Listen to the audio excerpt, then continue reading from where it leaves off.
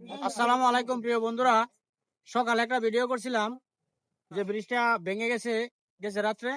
তাই এই ভিডিওটা দেখে আমাদের পুনরায় কাম চলছে, কাম শুরু করছে তারা। অথচ দেখা যাক এই কাম আজকে রাত্রে সারাই থেকে শেষ হয় কিনা তাও জানি না। তার সাথে কথা বলে দেখি।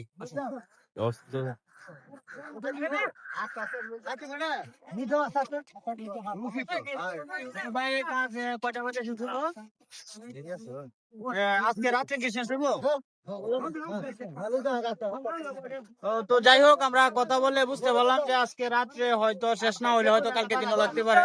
কিন্তু এই বৃষ্টি নেত্রকোনা থেকে ফুলতলা রুট ত্রিমোহনী বাজার, এই রুটটি আপাতত একবারে বন্ধ অবস্থানে আছে। কোনো মোটর সাইকেল বা কোনো অটো ভারী যানবাহন এই রুটে কেউ চলাচল করবেন না।